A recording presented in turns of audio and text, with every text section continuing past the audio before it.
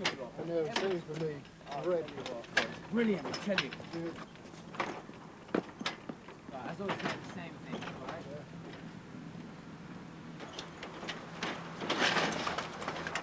Yeah. Look out!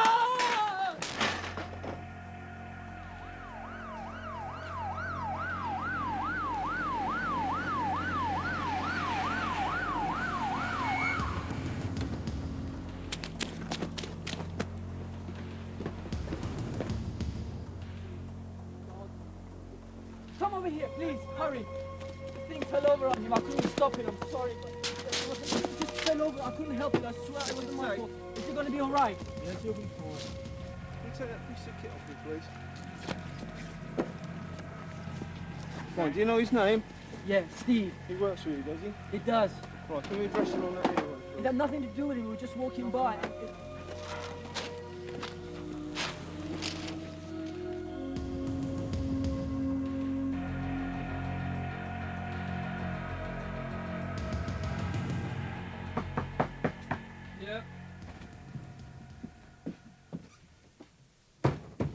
Didn't I tell you this would happen? But you wouldn't listen, would you? I know. It's obviously Bob's fault. They're dead simple, these things. He must have been doing something stupid. That's typical, that is. Always the workers' fault, never management. I must have told you 1,000 times, you can't expect people to use equipment without proper training. Come on. I keep telling you there's nothing wrong with giving them the manufacturer's instructions to read. They learn as they go. It sinks in a lot better than if they just sit listening to a load of crap about how it should be done. There's nothing like learning on-site, hands-on, in real situations. Anyway, training costs a lot of money, even for a short period. It's much cheaper the way we do it. Yeah, that's it, isn't it? It's not the training, it's the cost. You think it'd be expensive to have a professional to train our workers to use the equipment properly. If you think that's expensive, wait till you see what this lot's going to cost you. Oh, come off it, Nick. We'll look after Steve, of course. But apart from that and fixing the tower, what else can it cost us, eh? For starters, the health and safety executive could take you to court. Your insurance premiums could go up. You haven't even begun to scratch the surface yet. If you think safety's expensive, when this is all over, try adding up the costs of this accident, and then you'll really see. It's the lack of training. That's what's expensive. It'd have been far cheaper to do it properly in the first place.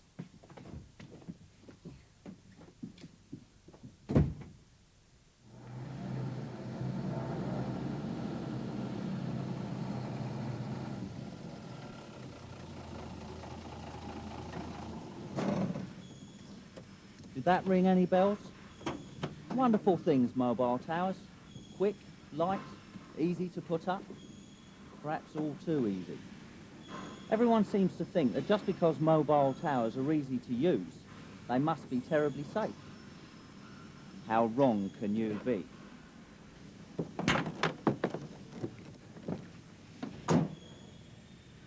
Mobile towers seem so straightforward that everyone thinks they know how to use them.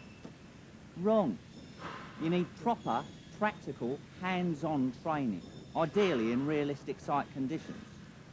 It also means you've got to read the supplier's assembly guide for the system, whether it belongs to your firm or whether it's been hired in. As we'll see in a moment, in those instructions will be a number of key rules for your particular tower system. Ignore these and you could be dead.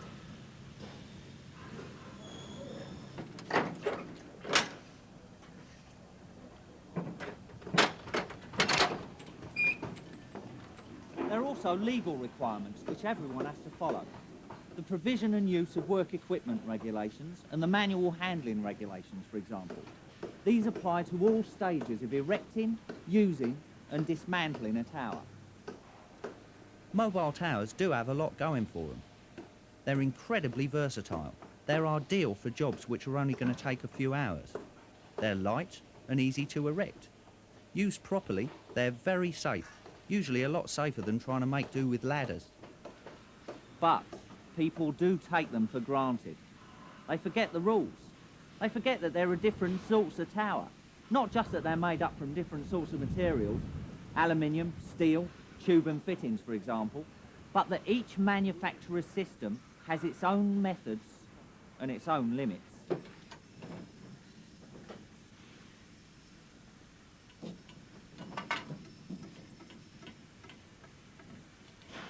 demonstrations that you're going to see have all been staged for us at SGB Youngman's. So everything you'll see will involve aluminium towers. Whether it's a Youngman's tower or one made by another manufacturer, the same points will apply. Most of the points may well apply to other systems, but not all. So get yourself a practical course and read the supplier's assembly guide thoroughly. There are 7 key points to watch out for. Only 7, and once you understand them, you'll be well on your way to being safe. Ignorance is your first key point. Bob and the others had not had proper training on mobile towers.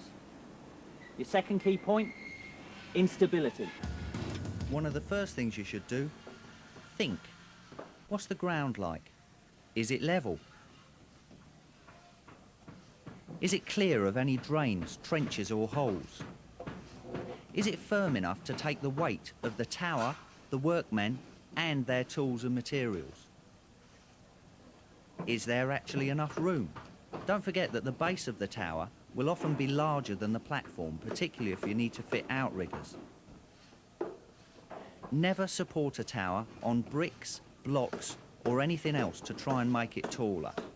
Alter the height by either adding or taking away a section. Towers will move slightly as people climb and work on them. This can be enough to loosen any packing. That will make the tower unstable and dangerous.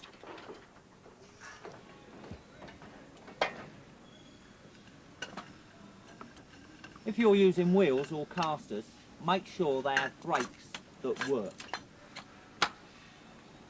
If they don't, send them back and ask for ones that do.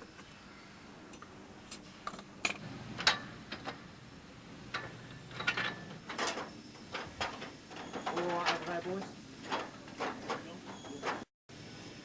Check every part of the tower before you assemble it. If anything's damaged, doesn't fit properly, or perhaps comes from another manufacturer's system, reject it. Tell your supervisor and ask for a replacement. He can't refuse. It's your safety that counts. You'll need to move the tower, so why not fit the wheels first, rather than struggle when the tower is erected? And just because you've fitted wheels, that doesn't mean it will be safe to move the tower. If the ground is bad and the use of the tower is unavoidable, you'll have to think about sole plates to spread the weight. Additionally, there may be some situations where I'm afraid you've got no other choice than to take it down and rebuild it in the new position. And never move a tower with either people or any materials on it. There are no shortcuts. Every piece, every brace, every fixing must be in the right place and secure. The only way to be sure is to have properly trained people who follow the supplier's assembly guide.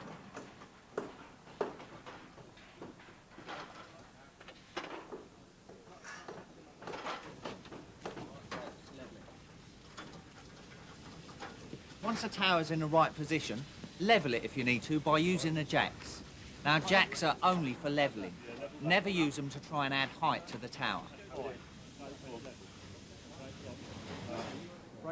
And that brings us to our third point, exceeding the safe working height. Every tower system has its own safe working height. They're designed as safe, freestanding structures, reaching anything up to 12 and in some cases 16 metres.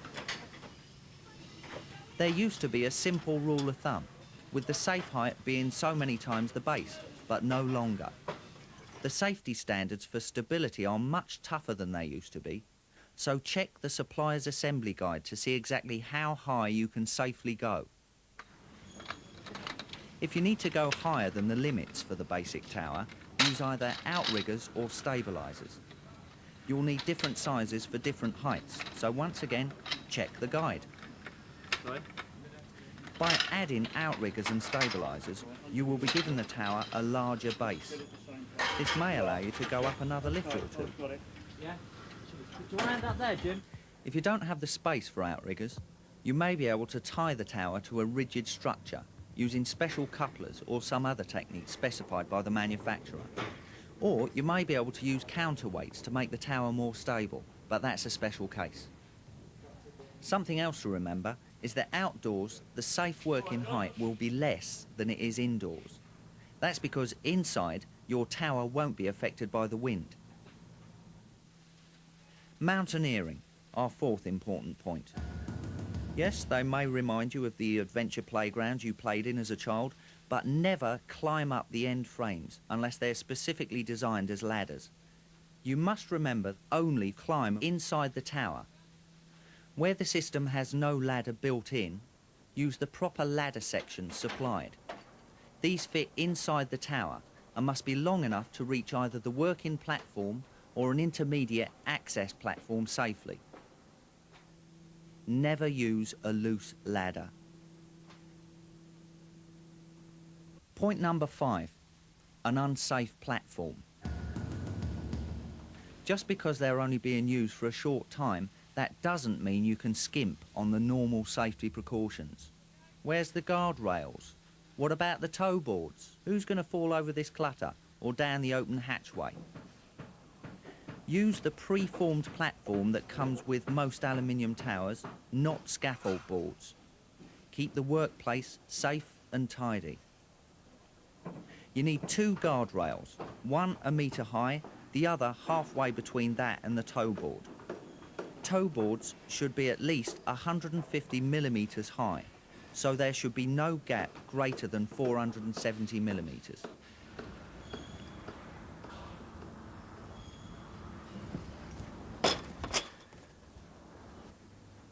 All finished? All safe and secure? No, of course not. Still got 2 of our 7 points to go. Here's something you don't see on a site very often, a brolly. Today is moderately breezy, but I have no real difficulty in holding this umbrella steady. If the wind is strong enough to tug at an umbrella, it means the wind's doing something like 25 or 30 miles an hour. Too strong to be standing up here. The wind will be trying to push the tower over, and me with it.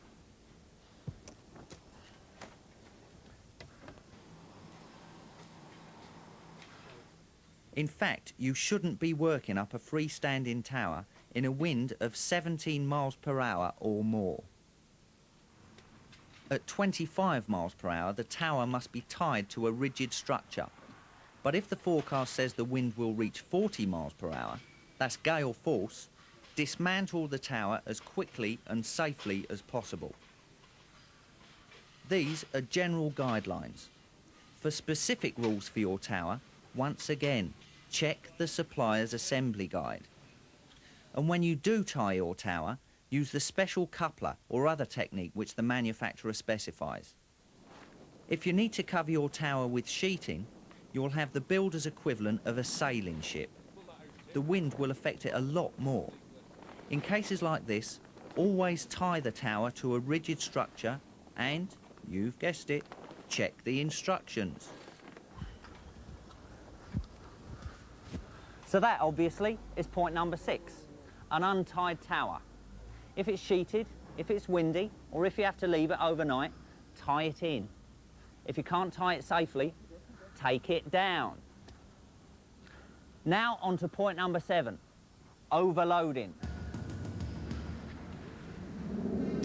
Your tower will have a safe working load capacity. This may be marked on the tower itself, and it will certainly be in the supplier's assembly guide. You must remember that the safe load is not just that of the tools and materials, but also the weight of the people who will be working up there with you. It is always advisable to use a double platform, not only for your safety, but it will also increase the amount of materials that you can have up there with you. For example, a double platform can have a safe working load of 450 kilos, and you and your mate each weigh 100 kilos, that's about 16 stones. So, there is room for 250 kilos of materials. The safe working load for many platforms is much less, so check before you start to take the materials up. Keep the load inside the tower, or, if that's not possible, within the area bounded by the outriggers. Even a safe load can make the tower unsafe if it's out of balance, or if you haul the load up the outside of the tower. Every time you pull, you'll be trying to pull the tower over.